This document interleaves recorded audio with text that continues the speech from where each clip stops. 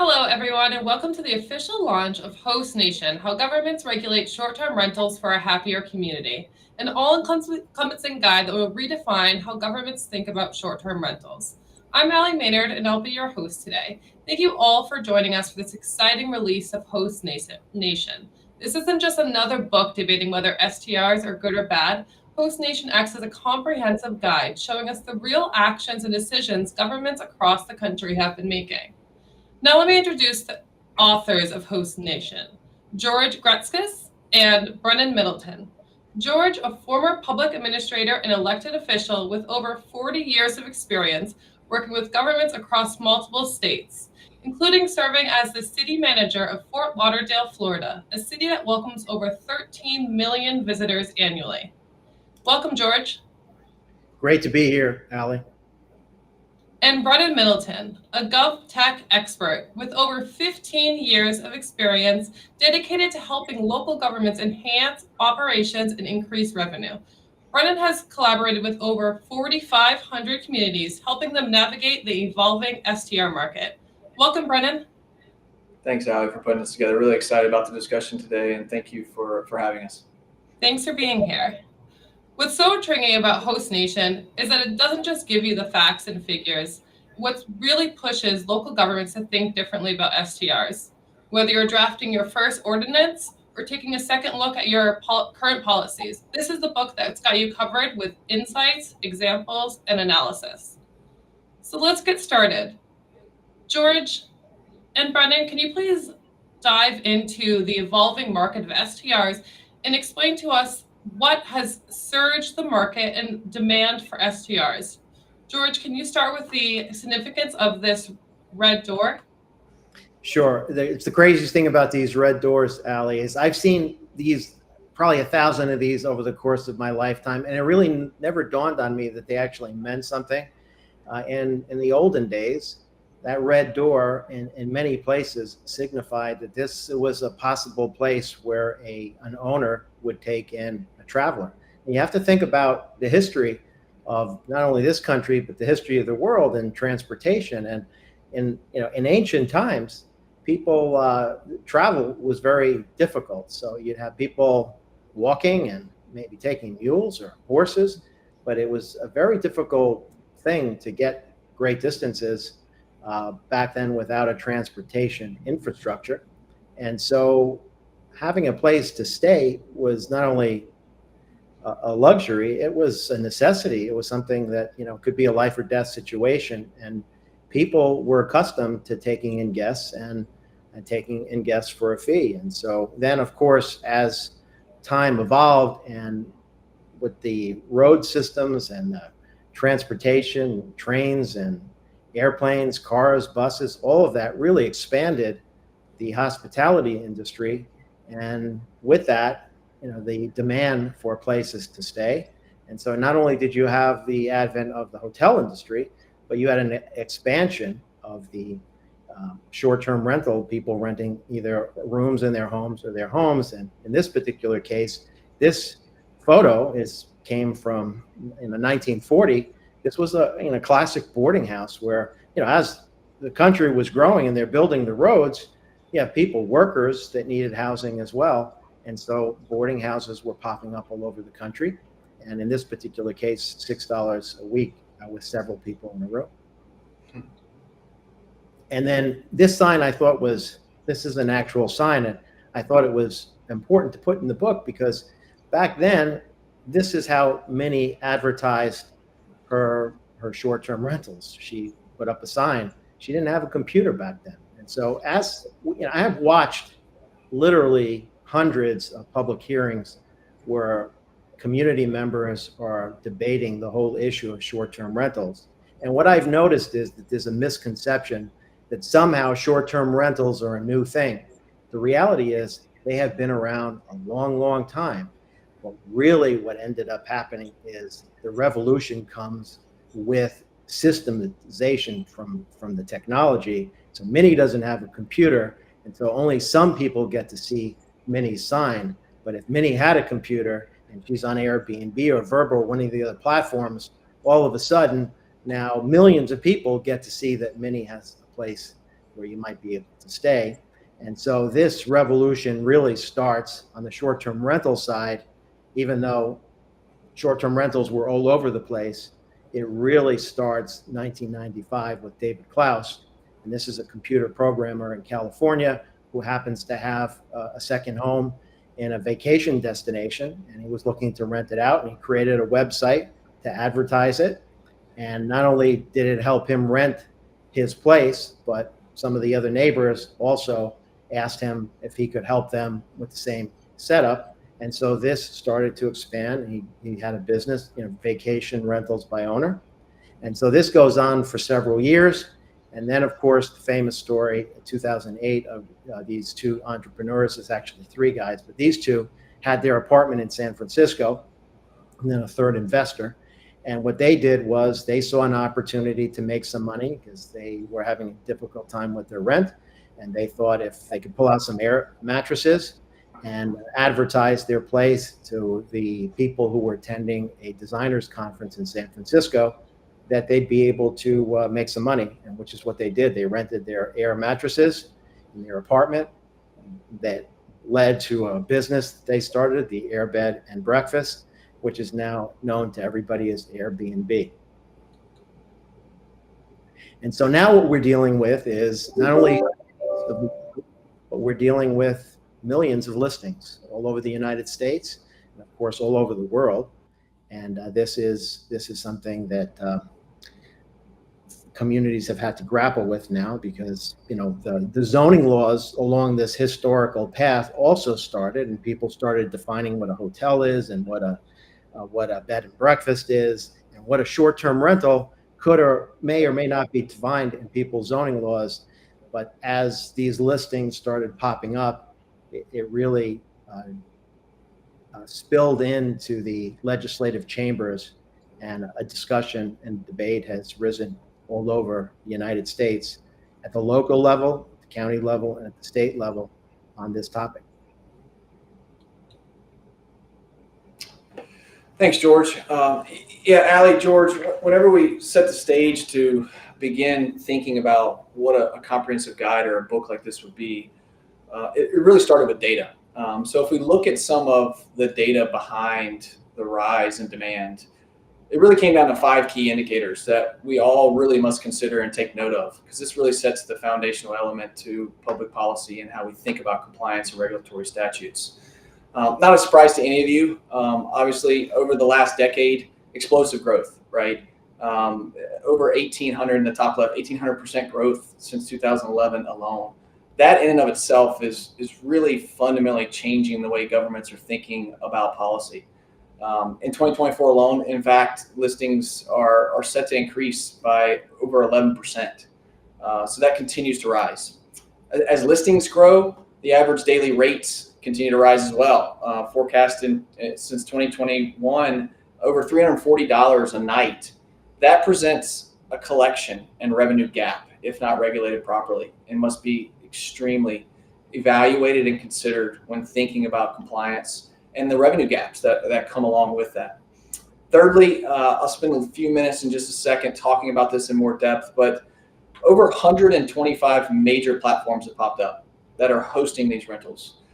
This growth in platforms has really expanded beyond the capacity of government staff to manually monitor this many data sets. Imagine having your staff comb through over 125 major listings, and then we'll talk about pocket listings in a second, where those aren't major platforms readily available that are popping up all over the country monthly. This in and of itself also provides a significant gap in compliance and oversight. Meanwhile, since 2021, when we saw the very first eclipse, STRs are consistently outperforming hotels. This is important because it carves out a substantial share of the lodging and occupancy tax market, another key indicator in terms of revenue leakage or gaps that could be possible that we are missing. And maybe most importantly here, which really affects all of you on the phone, is the increase in inbound related complaints and resident interaction. This is obviously putting an immense drain on local resources and staff. If we look at the bookings platforms and we drill down a bit, I talked about the major platforms. In speaking with hundreds of government leaders in preparation for this book and other resources that we've published, many can't identify more than 2 or 3 major platforms. We all know VRBO, George just talked about it, Airbnb, Booking.com, but when you get past the major ones, it's hard to grasp how many booking platforms are really out there.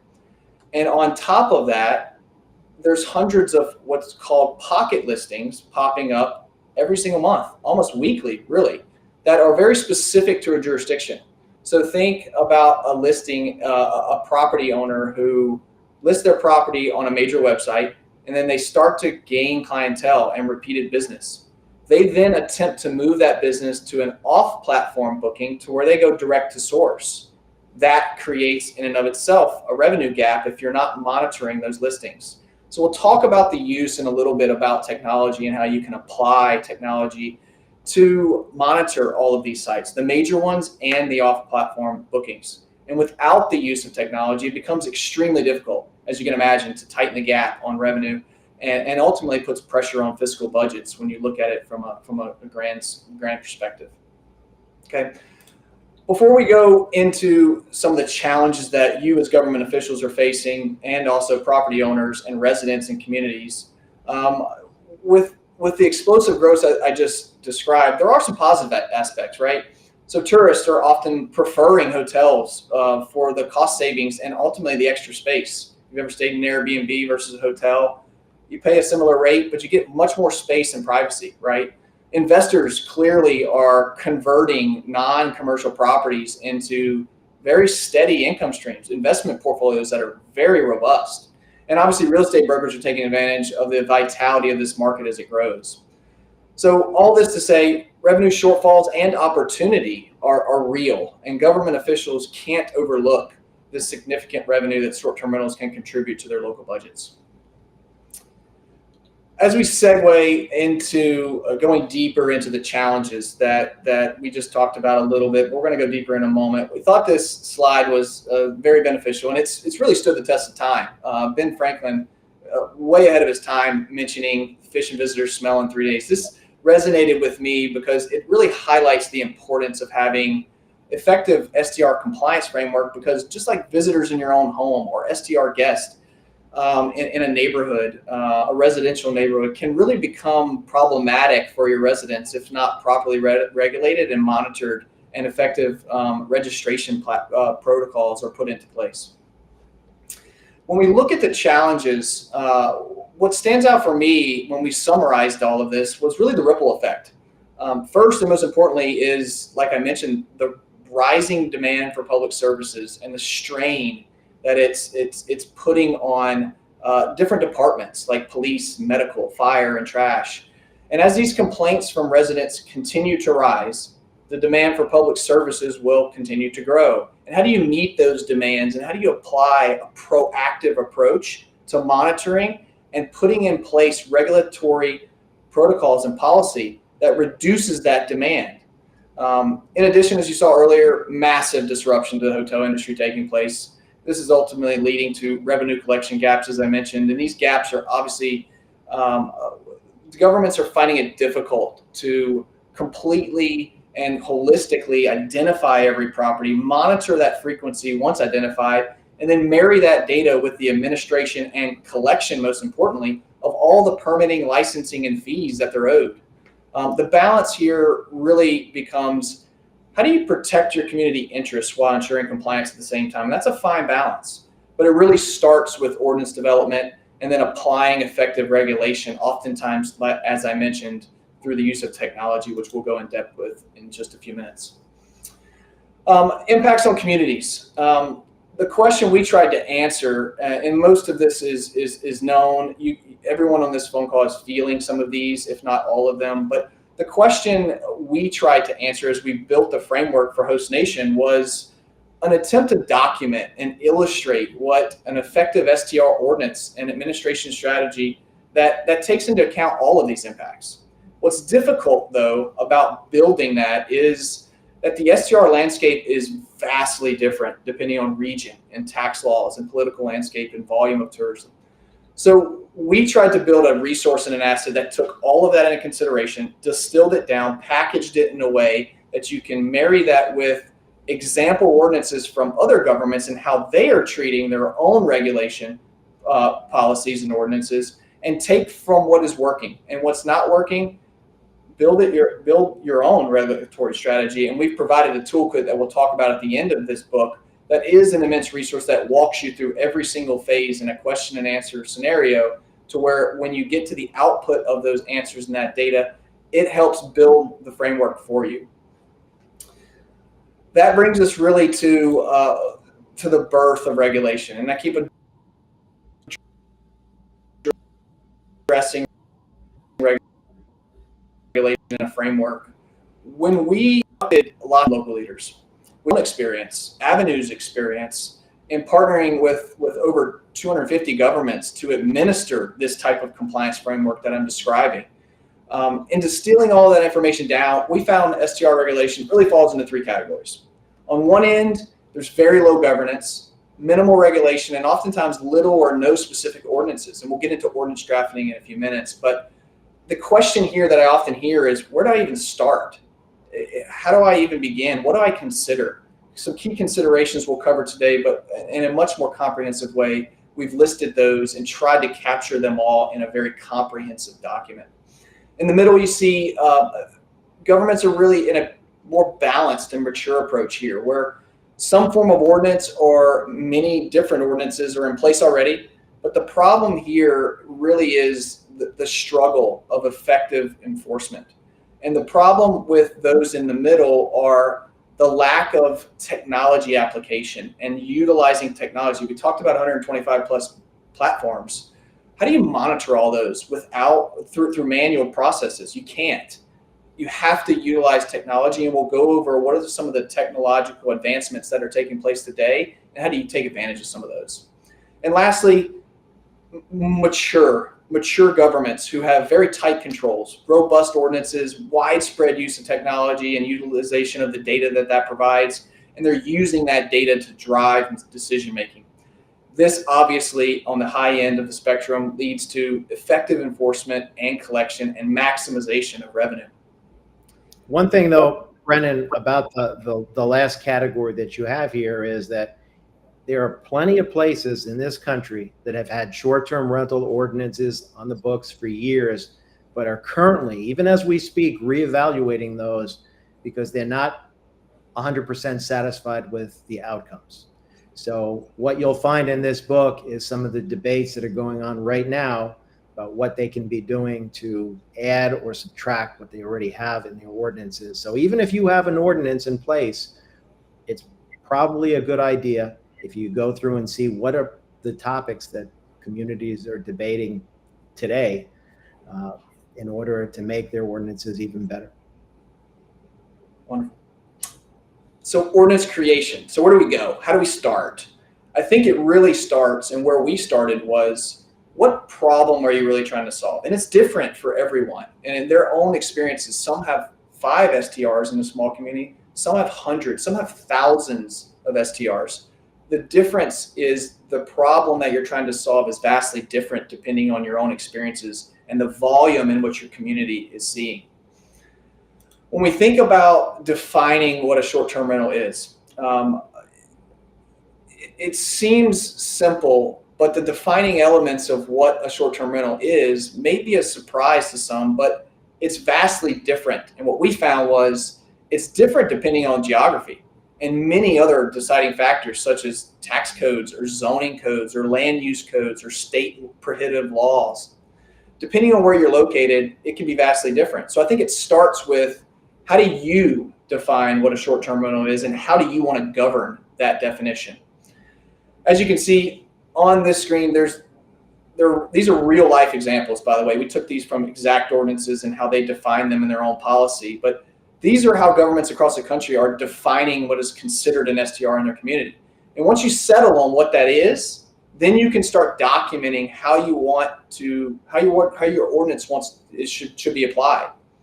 And next, George is going to dive into the very key considerations on how you should think about building this regulatory framework.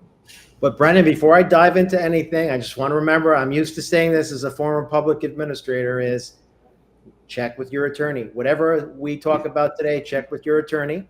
Neither Brennan and I are practicing attorneys. We're not here to give legal advice, and we recognize that each jurisdiction, the case law, the statutory frameworks from the state and the local levels, there's all kinds of complexities that really need legal review. So our intent here is to show you basically a menu of options. And then if you start seeing things that you think might be appropriate for your community, then you might want to have a conversation with your city attorneys. And so the first big question as you think through, well, after you've decided what a short-term rental is, the question is, do you want them? Do you want them in your jurisdiction? And so the next slide is somewhat of a laundry list, because the first basic question is, what is your zoning? How is your zoning code laid out? Because in some zoning codes, your land use regulations stipulate what's a permitted use in your community. So if it's not in the zoning code as a permitted use, then it's not permitted. So in some places, if short-term rentals are not deemed permitted use, in many places they're not allowed in the jurisdiction at all. And yet they've been popping up in those communities. So in those particular cases, it drives the question, are you okay that they're not permitted in your jurisdiction? And if so, what are you doing to identify them and to enforce them, basically shut them down? And in other cases, the zoning code needs to specifically say that short-term rentals are not allowed. And if that's the case, where? Are they not allowed throughout the jurisdiction, which we call bans? Or is your preference you want them some places but not other places? So no, I don't want them in residential zones because they present more like commercial activity, but I don't mind them so much in the downtown or where there's high rise or in certain tourist areas. But those are questions that you'd have to first start with, are you allowed to ban them at all? Which we'll get to state preemption. But if in fact you have, the local government has the authority to ban them, what exactly are you going to ban? Are you going to ban them in specific zones? What about the multiple bookings where you can have a guest rent one room, and then like the boarding home picture that we showed before, what if there's 3 bedrooms in the house? Can you have different people renting different rooms? Those are real questions and real debates that they've been happening. How do you deal with the spring breakers and the high school prom kids? In some places they're having issues with that. You want these in school zones, or the problem properties where they have all kinds of code violations? Is that something that you want to say, no, if you have a problem property, we don't want you renting them out? And there's a whole laundry list of places where communities have said, no, we don't want them particularly there. So really your bans are a really important topic.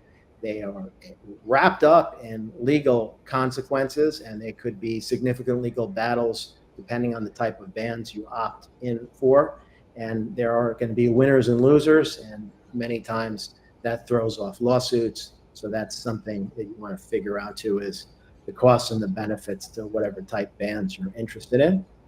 And really on the other side of this, because the philosophy on the ban side is, we're the government, we represent the community, and we will tell you what you can and can't do with your property. But there's a whole other side of that argument, which is we have, citizens of the United States have property rights. Property rights are enshrined in the founding of the country. And so we should be mindful of that as we regulate the short-term rentals as well. And in some places, they take that so seriously that the state has decided they're going to take the rights away from local governments. Florida is a good example of a state that has preempted a good amount of the powers from the local governments and said, no, That's something we're going to deal with. You're not going to deal with it. And you don't, as a local government, have the right to say no short-term rentals. That's just not something that we're going to allow you to do as a local government. And these debates about preemption every year, and a good number of state legislatures all over the country, they've been discussing this.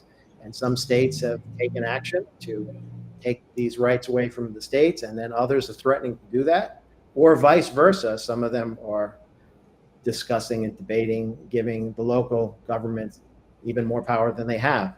So this is something that you should be paying attention to at the state level to see how whatever they're discussing on the short-term rental front, how that impacts you as a local government. Now, you'll see in the book, and hopefully we're doing a good job of this today, trying to keep a balanced approach here of not really taking a position one way or the other, because ultimately the community should have decide what's right and what's wrong on these matters. So we don't really try to pass judgment. But this is one area where we kind of break that rule a little bit and say, you probably should have a registration system. If you're going to allow short-term rentals, or if you allow them, you should have registration, because registration really gives you the ability to know what's going on. It helps you. It's a good snapshot in time for what's currently happening, and it gives you the ability to find out what's happening in each of these properties and how to track for the future as well, make policy decisions going forward. The next slide will show you how sometimes you think registration is easy, but next thing you know, you're starting to add a bunch of different requirements for the applicant, and now you've got this ginormous, cumbersome registration system, which is, you know, if you're allowed to do that and that's what you want, that's fine. But make sure before you do that, you understand the consequences of that. Do you have the staff to do that? How many departments will be involved with that? How quickly are you going to want to have that process completed? So is it going to take 15 days for the applicant to get their registration? Or is it going to take 3 months? And who's going to do all that work? And how much information are you going to ask for? Are you going to want site plans and sketches and parking plans and trash plans? There's a whole menu of items that you'll see in this book, which we wanted you to see. If you found 50 items, you can figure out which ones you want to pick from. Some places we've seen very simple, almost a name and address and, you know, contact information. And then some places we've seen things where the process would take minimally 3 months and involve numerous departments and on-site inspections from various departments. And so this is something to be thought through very carefully. And then the whole issue of, okay, so you've decided you want them, and you maybe want them everywhere or in certain areas, but do you want to control how many that you have? We call this controlling the inventory. And on the next slide, you'll see it's the inventory of the properties themselves, but also the population of the guests. Because for everyone you have, there are going to be people attached to that coming into your neighborhoods and into your community. And so do you want to control any of that? So the way this manifests itself in ordinance is through this concept of caps. Some places they're capping the total number of permits that you can issue. So let's assume you say, okay, we're going to only allow 500 of these throughout the entire jurisdiction, or you're going to determine caps by property type. You may say, well, we don't, like I live on a residential street and I don't want to see half of the homes on there to be short-term rentals, because then I'm not going to really have, it's not going to have a neighborhood feel. So I'd like to cap them in neighborhoods or in single-family residentials, but I don't care so much about buildings in the downtown. If there's a high-rise and half the building is short-term rentals, I don't care about that. Or conversely, you may say, I really do care about that, and I don't want that. So this whole concept of caps is there's plenty of options for you to think about, and you'll see that in the book, but also on the issue of rental nights as well, because this is becoming more and more of a trend nationwide. There are certain areas of the country where they're saying, okay, you can have one, you can have a short-term rental, but you can only rent it 30 nights a year or 120, or they're restricting the total amount of nights or days, depending on how they want to define that. And that's also a controversial topic as well, days versus nights. And one other thing, which neither Brennan nor I have mentioned up until this point, but when we talk about short-term rentals, and when he says, what is a short-term rental, factor in also, there's really, in addition to the amount of nights, the amount of time you rent your property, that is a consideration. The other piece to the puzzle is this the type of rental where the owner is staying on the property and inviting guests to stay in a room or in a portion of the property? Or is this the type of rental which we call non-hosted short-term rentals, where they're renting the entire space and they're not there? So it could be the primary residence, and then you invite the guest in which case that would be considered a hosted short-term rental. And then on the other side would be the non-hosted type, where this is an investment property and you're basically inviting people to your property and they have full control over the premises. And in some cases, when we talk about caps, that's another area where they're saying, well, we don't want some investor coming and buying 50 or 100 homes in our community, so we're going to cap the non-hosted short-term rentals at, say, 1 per owner. And so those are also some very significant discussions that communities are having, and very controversial, because for the property owners and investors, that's a very sore subject. They've invested all kinds of money on those. And then finally, in some cases, what we see is in those cities that are allowed to do this, they utilize the fees and the taxes to make it more expensive for the owner, so that, if they have more, the theory is the more skin they have in the game, the less people will want to invest, because they're not as serious. Want people, if you're gonna open up a short-term rental in the community, they want to make sure that you have the type of capital that's required, that you're a serious person and a serious investor, and that you're going to take the investment very seriously. So this is a whole slew of things that communities can do in certain jurisdictions to basically either control or even thin out the population. We've seen that as well, where they had a whole bunch and they've decided to impose regulation that would eventually thin out the population over time. Oh, and one other thing I did want to mention about the population is how many people can stay inside that unit is also crucial, particularly in single-family residential neighborhoods. So if you say, okay, well, you're going to have 2 people per bedroom. Well, what's a bedroom?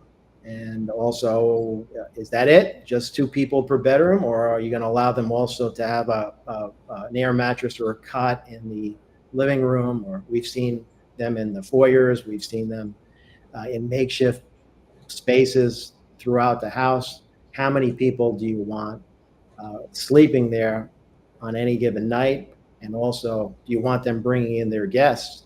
And how many guests? You want to be able to control that as well. The traditional party house, for example, is another debatable issue, because not only does that have a lot of meaning to the investor, the property owner, it also has some constitutional questions as well. And some of those party house restrictions and gathering bans or gathering limitations have really created some interesting legal precedents. Now, as far as impacting the community, again, a whole bunch of things you can do to, in essence, regulate behavior. So we talk about that Ben Franklin quote, well, the longer they stick around and the less they're reminded about what good behavior looks like, likely they're going to do things that are going to irritate somebody. So if you can find ways to kind of, they're not restrict the behavior, but rather to remind people about good behavior, that ultimately, if you're looking for a win-win situation, that might be, some of those items there might be worthy of consideration. And here you'll see a lot, and there's a lot. So these 2 slides just represent some of what's in this book, and you'll see from all over the country. In some places, may not have to worry about fireworks or snow removal, but the insurance requirements are interesting, as well as do you want people providing food, and do you want to do something about human trafficking and sex offenders, and there's all kinds of different things that communities are now thinking about to minimize. And the photo really says it all. At the end of the day, how do you prevent, at least how do you discourage people from having a property where there's garbage all over the place, or there's noise every weekend and it's disruptive to the neighborhood? And then the health and safety. The fact that it's 20, 30 slides in should not be interpreted as this is in any particular order, but health and safety, obviously, in certain cases. What you don't want to do is end up burning down the whole block, which we saw just recently, I don't know, about 2-3 months ago in Canada. A whole block burned down. And you don't want these short-term rentals to be death traps. You want to make sure that, just like most other public structures, you go to a hotel, there's a sign on the door that shows you where you can escape if there's a fire. What do you do about pets and other cleanliness issues and discrimination? So plenty to think about on the health and safety front. And you'll see we have this toolkit inside the book. You're going to see a whole number of items that you can look at and say, nah, too much. That sounds like a really good idea. You may end up finding 30 or 40 items in that toolkit that you think are great ideas, or then you can take it to your city attorney and then see if legally how many of those could really pass muster. But also, what about your community? How do they feel about these topics? And one other thing that I thought was very important, because we did want to make sure that we were as neutral as possible, is in many of these categories, we've offered both the pros and the cons. So why are occupancy limits good, and why are occupancy limits bad? And we have pretty much everything in between there. So these toolkits can be very valuable as you embark on crafting these regulations. And then on the revenue side, if revenue is important, some places the local government can charge taxes for these short-term rentals, but plenty of other places can. Some of that money tends to be restricted. But at the end of the day, if you can't, well, is that a discussion you want to have with your state legislatures or your community, see if that's an option for you? And if you can, have you put the frameworks in place to just maximize the revenue there? Are you getting everything that you're entitled to? And do you have the tools that are necessary to audit the books and make sure that these owners are in compliance with the rules? And that leads us, Brennan, to the technology side of this, because once you have your framework in place, you're going to need to figure out the best way to enforce all of this. See, and George, I hear this all the time. Like, this is all great. This is great. I've worked through my regulatory approach. I know what we and how we want to define what a short-term rental is. We've considered all the health requirements, the safety, the inventory, the impacts on communities, the impacts on my staff. Now what do? How do I implement? How do I execute on this framework that you guys are describing? That brings us to technology. And that's when we turn to technology to assist in the governance of this policy. For us, as we broke it out into different sections here, there are really three main areas. Some are more recently developed in terms of technology that has come into widespread use over the last couple of years, being artificial intelligence and machine learning. But web crawling in and of itself has been around for a while. Let's talk about each briefly. So let's start with web crawling. What is web crawling? If you've never heard of it, or you've heard of it in an indirect way, web crawling really is an automated software that it browses the internet to collect data. In our case, in this topic, it's pre-programming that web crawler or bot to scan hundreds of websites, in our case, booking platforms, all at once, frequently, daily, hourly, even at times, and then gather all of the critical data elements that are housed within each listing down to the property itself, and then disseminating that data and packaging it in a way that you can then apply AI and machine learning. But before we go to AI and machine learning, once you have the data, what's important about this is it really allows you to do two key things. One, run effective gap analysis on and determine whether properties are operating within the regulations that you've defined. And for example, what I mean by that is this might include checking if a rental is listed without a necessary permit. If you've restricted or you put in your registration process, you must have a permit in order to rent out your home. It scans the data and understands whether that property address is connected to your permitting registration, your permitting platform, and then presents that data back to you and says, yes, this property is good to go. And I'll show you how that view is easily understood in a dashboard way in just a minute. But secondly, what's important is when you have the data, it allows you to establish effective reporting. This reporting gives you visual analysis. It shows you from a mapping perspective or a booking calendar, which I'm going to demonstrate in just a few minutes, where these properties are, what the frequency is, what the volume is, and what their compliance levels are. So unless you have the data through a web crawling mechanism, it's hard to apply AI, machine learning, and other technologies over the top of it. So it starts with web crawling. Next, when we think about AI and machine learning, these are new. I understand these are newer concepts to how we think about technology and how it interplays with our day-to-day life. But having the data is critical, yes. We spoke about web crawling. With that data, then we turn to AI and machine learning to unlock the data's full potential. AI at its foundational level really helps interpret these extremely large data sets. We talked about hundreds of platforms, right? And imagine the fields of data that are involved in all of these booking platforms. It helps us interpret these large data sets and then uses that data to perform very complex tasks that would typically require human intelligence.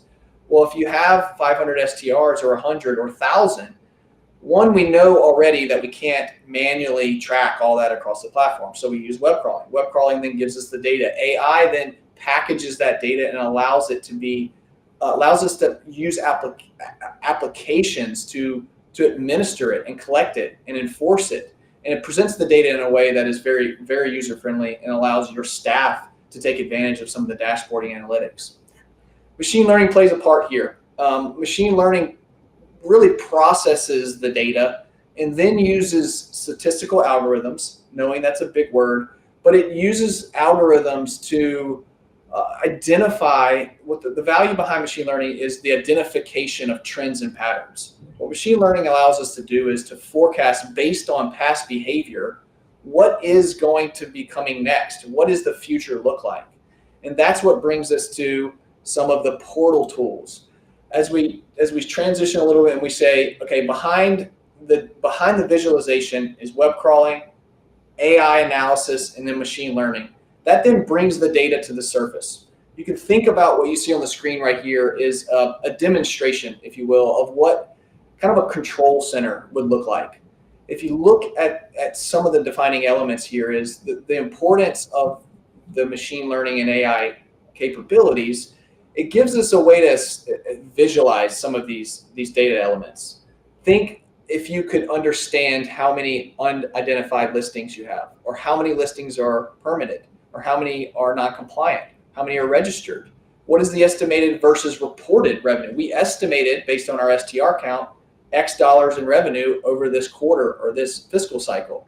What is the actual reported revenue against that? How do I monitor the growth month over month, quarter over quarter, fiscal cycle over fiscal cycle? And what are the revenue projections out into the future? And that's where machine learning kind of takes over and it says, okay, based on past performance, this is what you can expect in the growth tied to where your revenue should be coming from and how much into the future. So this is a key element of master visualization in terms of a dashboard. When we think about double click onto this dashboard and we go one step deeper, that's where mapping tools come into play. These are essential for visualizing the geographic distribution, which is ultimately going to aid in whatever zoning decisions and potential clusters of non-compliant properties. You can see in this screen right here, really easily which ones are new, which ones are identified, which ones are unidentified, because it's grabbing all of the information across all the platforms, bring it to the surface, and then showing it to you in a map format. Next, as you identify a property, you drill down into a new listing, you realize they're unpermitted or unlicensed, you can go into very specific properties and understand the booking calendar, the frequency by which that property is renting out its space. You can understand where it's coming from, what website. We talked about pocket listings, for example. You can see immediately where this particular property is listing its residents. You can also start to dive into the ownership and the addresses, and it captures image recognition. It takes property images from the listing sites and brings it to the surface and allows you to understand and connect the dots between whether this property is identical to the property that I have on file already, that is permitted, that was submitted through the permitting and registration property. Is it the same property? And it will automatically compare the two and see if they're the same. Fraud comes into play here, and it helps prevent some of that. In addition to that, case management system, by establishing and taking advantage of some of the portal tools that are available in the market, case management system is really going to be it's going to play a critical role in some of the compliance related issues. This particular view and this drill down capability really acts as a digital ledger. It documents really every step from the initial detection of a compliance issue all the way to resolution. So it shows you the stages. It tracks everything from the beginning all the way through the end, and you can monitor against whether that property is fully compliant. Has the complaint has been resolved? Is it still outstanding? It then gives your staff the data in order to go execute and enact on a non-compliant property.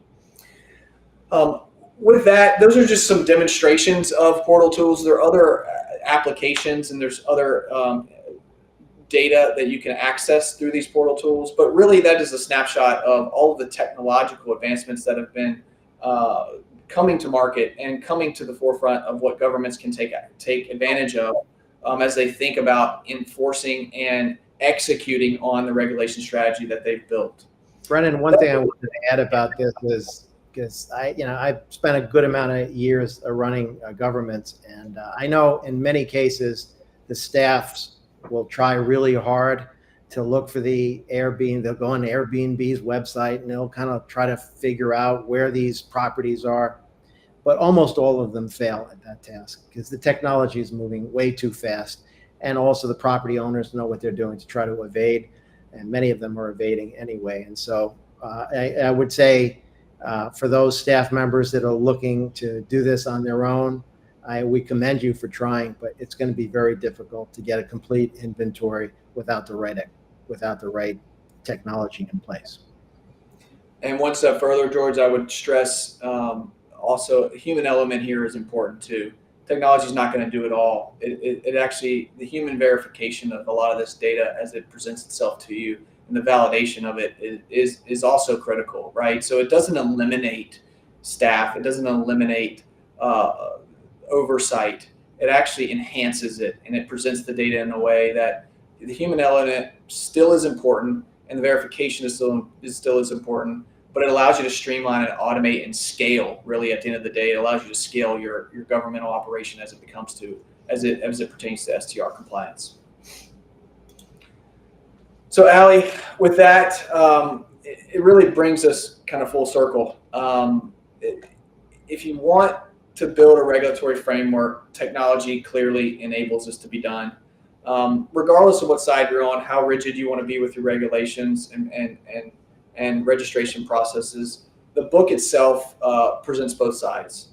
It forces us all to kind of think through all the aspects, and it really is, at the end of the day, a balance between owners and neighbors and how governments can navigate all these related dynamics. It presents a public dialogue.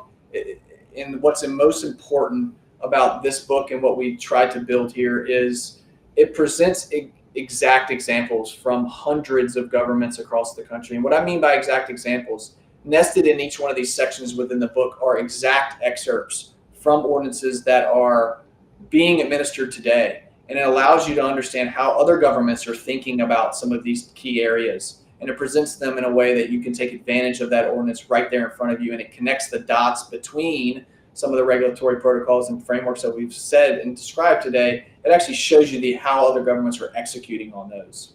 So, Brennan, one other thing I did want to mention, because the title is long, but the reason for the title about happier community is my own view on this is that the solution to the short-term rental issues is one that is about trying to find a win-win solution. A community is typically happier when they work together to solve a problem.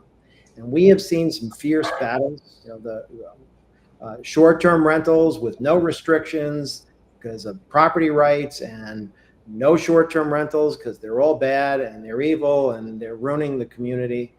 And so when we see that, we end up, I think, in many places with a lot of lawsuits and a lot of unhappy people.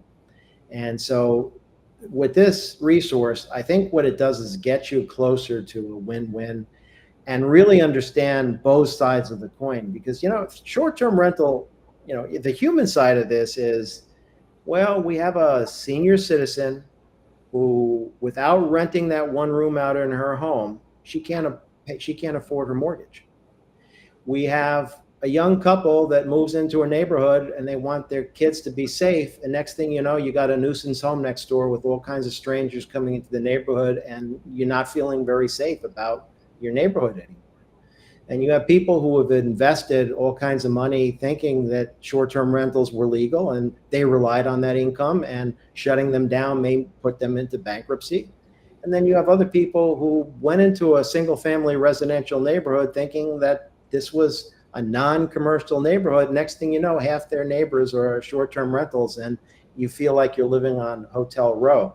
So the idea here is to try to understand both sides and to try to figure out what can you do to live together as a community and get as close to a win-win as possible. And that's really my favorite part of this project, and also the book, is really recognizing that this is a really a human problem, and it is complex, and it really deserves a lot of time.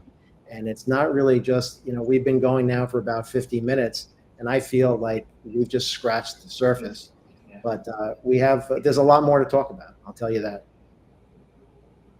Thank you, guys. That was great. Thank you so much for sharing your insights and thoughts with us.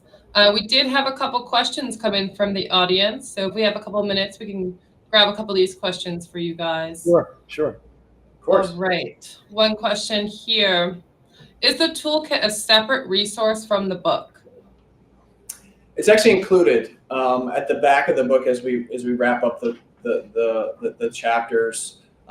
There's about 125 different questions broken out into different sections. And it's not just questions for the sake of questions. It actually makes you think through all of the nuances and all the very specifics and the key considerations that you should be thinking about as you're developing the ordinance. And the output of the answers basically provides you a guide into how you should establish and think about actually writing the ordinance. So we've taken the excerpts, we've taken all the ordinances, we've taken the framework that we built in the book, and we've put those in an easy to understand step-by-step sequencing in terms of questions. And we've actually had governments basically fill out the inventory and take it to council, and that is their basis for how they establish the ordinance and convince the council to consider certain tax laws. Awesome. Sounds like another reason to buy the book. So one more question here. How do you feel about regulating the platforms? Any opinions? Yeah, we have seen a growing trend of communities discussing this idea. And we know of a good amount of communities that have actually started putting regulations in place on the platforms. But we've also seen significant number of lawsuits as well over this. So I would just urge caution when it comes to, and I think it really comes down to the size of your community. Are you the size of a community that has access to a battery of lawyers and the funds sufficient to battle a large platform that has a tremendous amount of resources to beat back these types of regulations? And do you have the time and the energy to go after them if you put the regulations in place and they don't comply? Because that really is where the rubber meets the road. You can put an ordinance together requiring them to do a bunch of things. What happens when they don't do it? And so that's really the complexity of that. And I do think if you go through all the other items in the book, you have so many other things that you can be doing. I would say I would consider focusing on those first before you really tackle the platforms. All right, thanks, George. Another question here.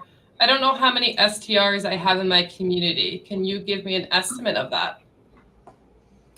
Absolutely. I would say we routinely, here at Avenue at least, we routinely run very custom dashboards for governments to understand a lot of those portal tools and the views that you see. We can run preliminary analysis on what the STR landscape looks for you and provide you a quote, basically provide you a summary view of what you may or may not be capturing or understanding in your jurisdiction.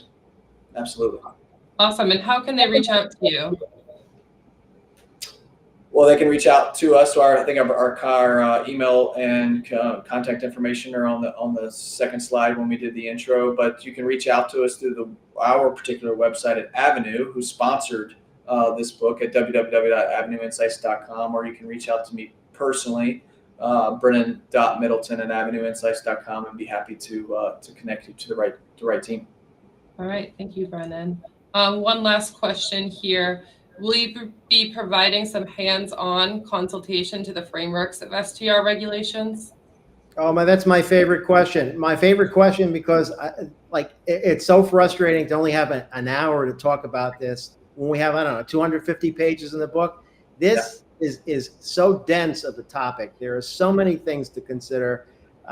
Anybody that's got the interest in having a larger discussion, count me in, count Brennan in, because we just love talking about this stuff, and happy to help anywhere we can, because we know that if you find a win-win solution, your community is going to be happier, and hopefully also you'll start generating some revenue for things that you need, because everybody's struggling for dollars in local government, and having the ability to have a new revenue stream, or if you have a revenue stream already in place, more of what you're entitled to, so that you can, your elected officials can bring some other things that they've been wanting to do, but they haven't had the budget for. All right, awesome. Well, thank you guys. Thank you so much for joining us. I have my Host Nation book right here, and it is clear that you guys put a lot of research and passion into writing this book. And love too, and the love of the topic, because it's real to me as well. I have one of these in my backyard in Fort Lauderdale, and I can say some good things and bad things about it, but I will just say this: it really is about quality of life, and quality of life is important to all of us. Awesome. Well, on that note, thank you guys again. Thank you for joining us, and congratulations on writing this book. What a